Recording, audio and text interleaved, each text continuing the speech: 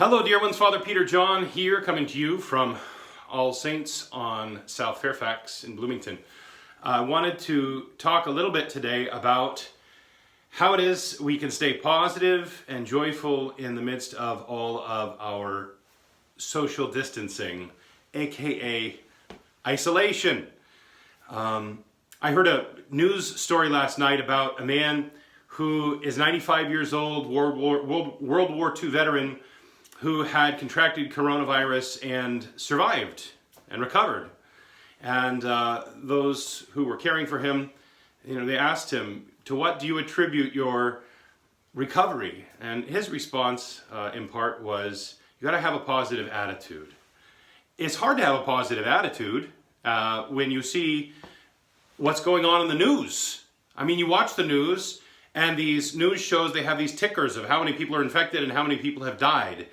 And these numbers just keep getting greater and greater and greater. There's so little positive in the midst of all of that negative. I think it's the reporting that actually contributes to the anxiety and depression and stuff that people are feeling right now. It's the reporting that almost it seems like there's this inevitable angel of death coming over our home, and it's going to wipe us out. And it's very hard to be positive when that's the constant message being given. Now, yes, we're being careful, we're social distancing. I'm here in the church alone today. I'm having appointments by phone or by FaceTime or whatever, right? Making videos instead of talking to you in person. Okay, so we're taking steps that are necessary, obviously, to prevent the spread of the virus. Okay, that being said, how then are we supposed to stay positive when we're so isolated from one another? We want to be with each other. The Lord said, it is not good for man to be alone. Therefore, he created Isha, woman, out of the rib of Adam. So we're not meant to be alone. We're meant to be in community.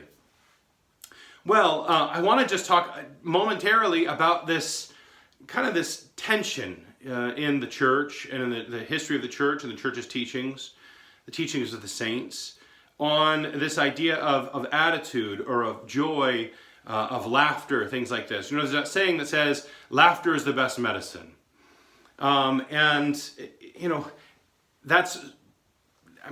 an important thing, right? Laughter, you would say, yeah. But then on the other hand, you see the teachings of these saints in the past who have said, laughter drives out the fear of God from a man's soul, And you say, wow, well, wait a minute, if laughter's the best medicine and yet I'm not allowed to laugh, then what do I do? And of course, the truth is found somewhere in the balance. I think when statements like that were being made from the Desert Fathers, they were thinking about people, and you've met them, maybe you are one of them, I don't know, but you've met them, who they will just do whatever it takes to get a laugh. And they'll cackle, and they'll go on, and they'll try to draw other people into this this crazy laughter, that just keeps going. And for most of us, we just kind of look at that and we're like, okay, we can take a few minutes of that, and then it's just too intense. We can't do that. And so if I had to take a guess at what the fathers were talking about, it's probably something like that. People who are always laughing, even nervously laughing, because deep down in their heart, they have this fear of really drawing close to God and doing what it takes in order to be in His presence. So they laughed kind of to distract themselves. There's a book that came out, I don't know, maybe 30 years ago, Amusing Ourselves to Death. And it's the same sort of idea, this idea that, our life is really not supposed to be about amusing ourselves to death. Our life is supposed to have purpose and meaning, and we're not supposed to focus all the time on things that are kind of flighty and worthless. So, what does that mean?